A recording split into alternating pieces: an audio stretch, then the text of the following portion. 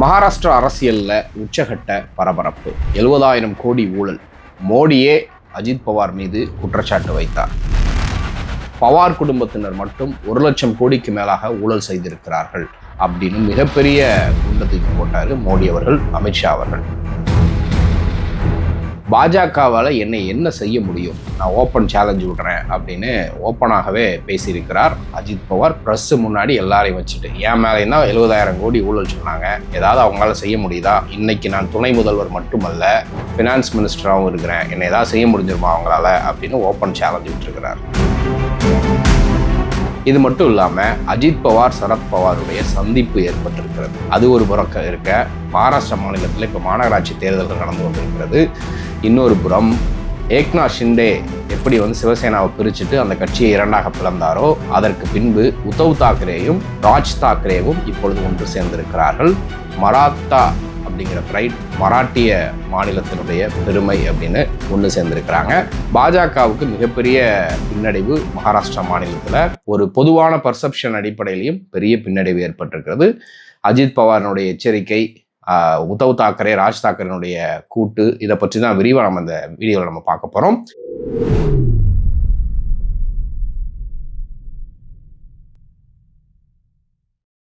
கோபாசை நண்பர்களுக்கு வணக்கம். வீடியோக்குள்ளே போகிறதுக்கு முன்னாடி சேனலை மறக்காமல் சப்ஸ்கிரைப் பண்ணிடுங்க. இந்த வீடியோவை லைக் பண்ணிவிட்டு உங்களுக்கு கருத்துக்களை மறக்காமல் கமெண்ட் செக்ஷனில் பதிவிட்டுருங்க.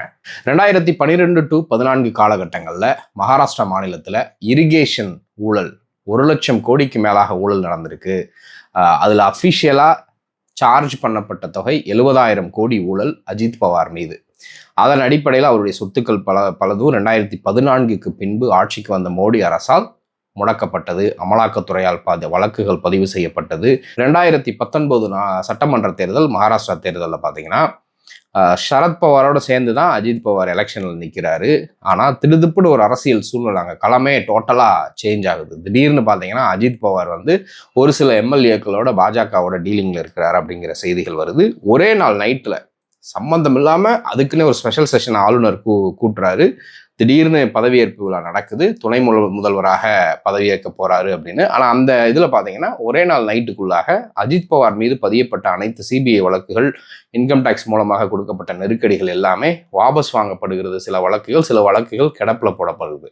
அடுத்த ஒரு சில தினத்திலே பார்த்தீங்கன்னா பிஜேபியிலிருந்து திரும்பவும் தேசியவாத காங்கிரஸுக்கு ஜம்ப் ஆகுறாரு அஜித் பவார். இது மிகப்பெரிய அளவில் ஒரு பொலிட்டிக்கல் மாஸ்டர் ஸ்ட்ரோக்காக அந்த காலகட்டங்களில் பேசப்பட்டது. அதுக்கப்புறம் அந்த மாநிலத்தில் பல்வேறு அரசியல் பிரச்சனைகள் நடந்து திரும்ப 2023 அதே மகாராஷ்டிரா தேர்தலில் அஜித் பவார் அந்த கட்சியை, தேசியவாத காங்கிரஸை பிரிச்சுட்டு திரும்ப பிஜேபி கூட்டணியில் வராரு. திரும்ப அந்த மாநிலத்தில் சட்டமன்ற தேர்தல், அப்புறம் நாடாளுமன்ற தேர்தல் நடக்குது. திரும்பவும் அகைன் பிஜேபி கூட்டணிக்குள்ள வரார். இந்த கேப்ல எல்லா இடத்துலையும் பார்த்தீங்கன்னா மோடியே பல்வேறு இடங்கள்ல அந்த மாநிலங்களில் நடந்த பொதுக்கூட்டங்களில் அஜித் பவாரை விமர்சனம் பண்ணி பேசியிருக்கிறாரு. மிகப்பெரிய ஊழல் குடும்பம், 70,000 கோடிக்கு மேலே ஊழல் பண்ணியிருக்கிறாங்க, அவர் மீது வழக்கு இருக்கு அப்படிங்கிற பல்வேறு குற்றச்சாட்டுகளோடு மோடி பேசியிருக்கிறாரு, அமித்ஷா பேசியிருக்கிறாரு, இன்னும் பல்வேறு பாஜக மாநில தலைவர்களும் அவரை குறித்து பேசியிருக்கிறாங்க. இதே கணக்கில் தான் ஏக்நாத் ஷிண்டே அவர்களை சிவசேனா கட்சியிலிருந்து பிரித்து அங்கே இருக்கக்கூடிய எம்எல்ஏக்கள் எடுத்து பிஜேபி, சிவசேனா எம்எல்ஏக்கள், அதுக்கப்புறம் தேசியவாத காங்கிரஸ் அவர்கள் எல்லாத்தையும் கூட்டு வச்சுக்கிட்டு தான் இப்போ அங்கே ஆட்சி நடந்துகிட்டு இருக்குது. ஏக்நாத் ஷிண்டே கிளவராக கிட்டத்தட்ட 2 ஆண்டுகளுக்கு மேலாக அவர் முதல்வராக பதவி வகித்தார். அதற்கு பின்னணியிலும் ஏக்நாத் ஷிண்டே அவருடைய அசோசியேட்ஸ்க்கும் அவங்களுடைய மேலேயும் நிறையா ஊழல் வழக்குகள் இருக்குது. அந்த ஊழல் வழக்குகள் அனைத்தும் இடி கையில் இருக்குது. அதை வச்சு தான் அவங்க மிரட்டி கட்சியை உடைக்க வச்சு அந்த தேர்தல் ஆணையத்தின் மூலமாக அவங்களுடைய ஒரிஜினல் சின்னத்தை அவர்களுக்கு ஒதுக்கி மிகப்பெரிய அளவில் அவங்க வெற்றி பெற்றாங்க அப்படிங்கிறத பார்க்குறோம். கிட்டத்தட்ட 2க்குமே அதே கேஸ் தான். அஜித் பவார் எம்எல்ஏக்களை பிரித்து வெளியே கொண்டு வராரு. தேர்தல் ஆணையத்தின் மூலமாக ஒரிஜினல் சின்னம் அஜித் பவாருக்கு போகுது. அந்த பக்கமும் சிவசேனாவினுடைய ஒரிஜினல் சின்னம் ஏக்நாத் ஷிண்டேக்கு போகுது. இந்த சைடில் சரத்பவாரும் அவருடைய மகள் சுப்ரியா சூலேயும் தனிச்சு நிற்கிறாங்க. இந்த பக்கம் உத்தவ் தாக்கரே தனியாக நிற்கிறாரு. சிவசேனா உத்தவ் தாக்கரே தலைமையிலான சிவசேனா அப்படின்னு டோட்டலாக பிரியுது. ஸோ இப்போ என்ன சம்பவம் நடக்குது, முக்கியமான இது அப்படின்னு பார்த்தீங்கன்னா அஜித் பவார் ஓப்பன் சேலஞ்சு கொடுத்துருக்கிறாரு. எதுக்காக அப்படின்னா பூனே, அது போக அதை ஒட்டி இருக்கக்கூடிய இன்னும் பல்வேறு மாநகராட்சி தேர்தல்களில் அஜித் பவார் தலைமையிலான தேசியவாத காங்கிரஸ் வந்து போட்டிடுறாங்க.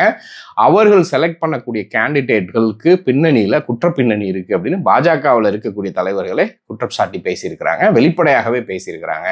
குற்றவாளிகள் அனைவரும் அஜித் பவாருடைய குரூப்ல தான் இருக்காங்க அப்படின்னு பேசியிருக்கிறாங்க. பணம் வெளிப்படையாக பொதுவெளியில் பேசுனது இவருக்கு காண்டாயி பத்திரிகையாளர்கள் முன்னாடியே கேட்குறாரு அஜித் பவார், என் மீதும் 70,000 கோடி ஊழல் புகார் வச்சாங்க, அவர்களால் என்ன நடவடிக்கை எடுக்க முடிஞ்சிச்சு, இப்போ நான் அவங்க கூட்டணியில் இருக்கேன், அவங்க கூட்டணியில் இருக்கக்கூடிய அரசில் நான் வந்து துணை முதல்வராக இருக்கிறேன், அது மட்டும் இல்லை நான் வந்து ஃபினான்ஸ் மினிஸ்டராகவும் இருக்கிறேன் அப்படின்னு ஓப்பனாக சொல்லியிருக்கிறாரு. என்னை அவர்களால் ஒன்றும் பண்ண முடியாது அப்படின்னு ஓப்பன் சேலஞ்சும் கொடுத்துருக்கிறாரு. இது மிகப்பெரிய அளவில் நெருடலை ஏற்படுத்தி இருக்கிறது. பாஜக தலைவர்கள் மென்மையாக பேசியிருக்கிறாங்க. ரவீந்திர சவான் அப்படிங்கிற பாஜக மாநில தலைவர், மகாராஷ்டிரா மாநிலத்தினுடைய தலைவர் வந்து அஜித் பவார் அப்படி பேசியிருக்க கூடாது, இப்படி பேசக்கூடாது, இது கூட்டணிக்குள்ள ஒரு நெருடலை ஏற்படுத்தும் அப்படின்னு கருத்து தெரிவிச்சிருக்கிறாரு. அதை பற்றி அஜித் பவார் கண்டுக்கவே இல்லை அப்படிங்கிறதான் முக்கியமான விஷயம். ஒரு வாரத்துக்கு முன்பாக சரத்பவார் அவர்களை வந்து அதானி அவர்கள் சந்தித்தாங்க. சரத்பவாருடைய வீட்டில் ஒரு விருந்து ஏற்பாடு பண்ணப்படுகிறது. அந்த விருந்துக்கு அதானி வந்து அங்கே வந்து கலந்து கொள்கிறாரு. அந்த விருந்தில் அஜித் பவார் அவர்களும் கலந்து கொண்டதாகவும், அஜித் பவார், சரத்பவார் சரத்பவாருடைய பொண்ணு சுப்ரியா சூலே அவர்கள் மூவரும் பேசியிருக்கிறாங்க. அதோடு சேர்த்து அதானி அவர்களும் அந்த பேச்சுவார்த்தையில் ஈடுபட்டிருக்கிறாங்க அப்படிங்கிற ஒரு செய்திகள் வந்தது. சில விஷுவல்ஸ், அங்கே கலந்து கொண்ட விஷுவல்ஸ் எல்லாமே வெளிப்படையாகவே வீடியோலேயே வந்ததை பார்க்குறோம். இது அந்த மாநிலத்தில் ஒரு பெரிய ஷிஃப்ட்டுக்காக திரும்பவும் ஒரு ஷிஃப்ட் வரப்போகுது அப்படின்னு சொல்லப்படுது. இது எல்லாமே வந்து அந்த மாநிலத்தில் கார்ப்பரேஷன் தேர்தல் அப்படிங்கிறது மிக முக்கியமாக பார்க்குறது. குறிப்பிட்டு பார்க்குறப்ப அந்த பாம்பே கார்ப்பரேஷன், மகாராஷ்டிரா மாநிலத்தில் மும்பையினுடைய கார்ப்பரேஷன் வந்து அதிகமான செல்வம் கொளிக்கக்கூடிய இடம். கிட்டத்தட்ட ஒரு மாநிலத்தினுடைய என்டையர் எக்கானமி அந்த ஒரு கார்ப்பரேஷனில் பெரிய அளவுக்கு வருவாய் ஈட்டக்கூடிய மாநகராட்சியாக இருக்குது. அதை வந்து பல ஆண்டு காலமாக சிவசேனா தான் கையில் வச்சுருந்தது. அதை எப்படியாவது நம்ம கைப்பற்றணும்னு தான் பிஜேபி போட்டி போட்டுட்டு இருந்தாங்க. ஸோ இப்போ அதை பிடிக்கிறதுக்கு ஒரு வேளை அதானி மூலமாக சரத்பவாரும் அஜித் பவாரும் கூட்டு வைக்கிறாங்களா அப்படிங்கிற பல்வேறு கேள்விகள். ஏன்னா கடந்த சட்டமன்ற தேர்தல்களையும் சரி, நாடாளுமன்ற தேர்தல்களையும் அஜித் பவார் ஒரு கேண்டிடேட்டை போட்டார் அப்படின்னா பாஜக கூட்டணியில் தான் இருப்பார். அஜித் பவாருடைய கேண்டிடேட்டுக்கு எதிர்த்து பாரதிய ஜனதா கட்சியினுடைய வேட்பாளர் சுயேட்சையாக நிற்பாங்க. ஸோ இந்த மாதிரி பல்வேறு உள்ளடியல் வேலைகள்லாம் பார்த்து தான் அந்த கட்சியவே குளறுபடி ஆக்குனாங்க. ஸோ இப்போ அஜித் பவார் கொடுத்த இந்த சேலஞ்ச் அப்படிங்கிறது உள்ளுக்குள்ளே வேற ஏதோ ஒன்று புகஞ்சிக்கிட்டு இருக்கு. அது எப்போ வேணால் வெடிக்கலாம். இல்லை பிஜேபி வந்து இவங்களை காலி பண்ண ட்ரை பண்ணி இவர்கள் அவங்களுக்கு செக் வச்சிருக்கிறாங்க அப்படிங்கிற கதைகள் சொல்லப்படுது. இதுக்கு பேரலாக பார்த்தீங்கன்னா ராஜ் தாக்கரேயும் உத்தவ் தாக்கரேயும் கிட்டத்தட்ட 30 ஆண்டுகளுக்கு மேலாக இணையாமல் இருந்தாங்க, பிரிஞ்சிருந்தாங்க. அவர் வந்து தனியாக இருந்தார். ராஜ் தாக்கரே அப்படிங்கிறது பால் தாக்கரேனுடைய கசின் சன் அப்படின்னு வரும். ஸோ உத்தவ் தாக்கரே நேரடியான மகன், அவர் வந்து தனியாக ஒரு கட்சியை வச்சிருக்கிறாரு. ஸோ இப்போ இந்த சகோதரர்களுடைய இணைப்பாக இருக்கட்டும், இந்த சைடு வந்து சரத்பவார் அஜித் பவார் அவர்களுடைய இணைப்பாக இருக்கட்டும், இது வந்து பிஜேபிக்கு அந்த மாநிலத்தில் ஒரு கலக்கத்தை ஏற்படுத்தி இருக்கு அப்படின்னு சொல்கிறாங்க. இதை தாண்டி அஜித் பவார் வந்து சொன்ன ஒரு முக்கியமான விஷயம், என் மீது ஊழல் புகார்கள் சொன்னாங்க, நான் அவங்க கூட்டணியில் தான் இருக்கேன் அப்படிங்கிற அந்த ஸ்டேட்மெண்ட்டு இப்போ மகாராஷ்டிரா போன்ற மாநிலங்களில் நிச்சயமாக எடுபடும் அப்படின்னு சொல்கிறாங்க. என்ன அப்படின்னா, ஊழலை ஒழிக்க வந்தவங்க விசாரணை அமைப்புகளை வச்சு எதிர்க்கட்சி எம்எல்ஏக்களையும் அமைச்சர்களையும் எம்பிக்களையும் மிரட்டி அவர்கள் பிஜேபியில் சேர்த்து அவர்கள் அரசியல் ஆதாயம் தான் தேடுறாங்களே தவிர பிஜேபிக்கு ஒருபோதும் ஊழலை ஒழிக்கக்கூடிய எண்ணங்கள்லாம் கிடையாது அப்படிங்கிறது தெள்ள தெளிவாக இருக்கிறது. இந்த மாதிரி பிஜேபியில் சேர்ந்து அவர்களை புனிதர்கள் ஆக்கி கொட்ட 6 பேருக்கு மேலாக இருக்கிறாங்க. இது மெயினாக இருக்கக்கூடிய ஆட்கள். இது மாதிரி பல பேர் இருக்கிறாங்க. ஏக்நாத் ஷிண்டே இருக்கிறாரு, அஜித் பவார் இருக்கிறாரு, நவீன் ஜிண்டால் இருக்கிறாரு, அசாம் மாநிலத்தினுடைய முதல்வர் வந்து ஹிமந்த பிஸ்வா சர்மா, அவருக்கு எதிராக பாஜக வந்து ஒரு புத்தகமே அடித்து அந்த மாநிலம் முழுக்க விநியோகம் பண்ணாங்க. அதுக்கப்புறம் அந்த சாரதா சிட் ஃபண்ட் ஸ்கேமில் வந்து பெரிய அளவில் அவர் மாட்டிக்கிட்டார் அப்படின்னு தெரிஞ்ச உடனே தான் காங்கிரஸ் கட்சியை விட்டு விலகி அவர் வந்து பிஜேபியில் சேர்ந்து இன்னைக்கு பிஜேபியினுடைய முதல்வராக இருக்கிறாரு. அது மட்டும் இல்லாமல் தீவிர ஆர்எஸ்எஸ் பக்தராகவும் மாறி இருக்கிறார் அப்படிங்கிற பார்க்குறோம். இது மாதிரி ஒவ்வொரு மாநிலத்திலையும் அசோக் சவான் அப்படிங்கிறவர் இதே மகாராஷ்டிரா மாநிலத்தில் இருந்தவர் காங்கிரஸ் கட்சியினுடைய முதல்வராக இருந்திருக்கிறார். அவர் மீது ஆதர்ஷ் ஸ்கேம் இருக்கு. அவர் வந்து கட்சியை விட்டு விலகி இப்போ பிஜேபியினுடைய ராஜ்யசபா எம்பியாக இருக்கிறாரு. அது மாதிரி ஜனார்த்தனன் ரெட்டி கர்நாடக மாநிலத்தில் அவர் மேலே அதே மைனிங் ஊழல் இருந்துச்சு. அவர் இப்போ பிஜேபியில் சேர்ந்திருக்கிறாப்புல, ஆர்எஸ்எஸ் உறுப்பினராகவும் இருக்கிறாரு. இது மாதிரி ஒவ்வொரு மாநிலத்திலையும், அதே மகாராஷ்டிராவில் அதில் பிரஃபுல் பட்டேல், அவர் 2014க்கு முன்பு விமானத்துறை அமைச்சராக இருந்தார். அந்த காலகட்டங்களில் பெரிய அளவுக்கான ஊழல் நடந்திருக்குன்னு அவர் மேலே வழக்கு இருக்கு. அவரும் அஜித் பவாரும் சேர்ந்து தான் தேசியவாத காங்கிரஸ்லேருந்து வெளியே வந்தாங்க. ஸோ இது மாதிரி ஏகப்பட்ட நபர்கள் ஊழல் வழக்குக்கு பயந்து தான் அவர்கள் பாஜகவில் சேர்ந்தாங்க.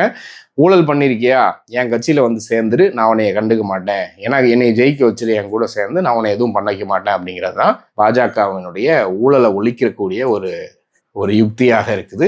ஸோ இந்த பேட்டர்ன் எல்லாமே இன்னைக்கு மக்கள் மத்தியில் எக்ஸ்போஸ் ஆயிருக்கு. அந்த எக்ஸ்போஷரனுடைய விளைவு மக்கள் பாஜகவை இதுக்கப்புறமும் ஊழல் ஒழிக்கிற கட்சி அப்படிங்கிற விவகாரத்தில் நம்பிக்கை இல்லை அப்படிங்கிறது தெளிவாக தெரியுது ஒரு புறம். மற்றொரு புறம் எக்கானமியிலேருந்து மற்ற மக்களுக்கு செய்யக்கூடிய மக்கள் நல திட்டங்களையும் பாரதிய ஜனதா கட்சி பெரிய அளவுக்கு செய்யலை. அதனால மக்கள் மத்தியில் பின்னடைவுகளும் ஏற்பட்டிருக்குது.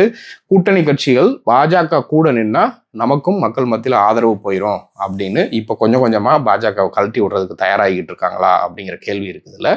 ஸோ இதை குறித்து தொடர்ந்து பார்க்கலாம். இதை குறித்து நீங்கள் என்ன நினைக்கிறீங்க அப்படிங்கிற மறக்காம கமெண்ட்ல சொல்லுங்கள். நன்றி.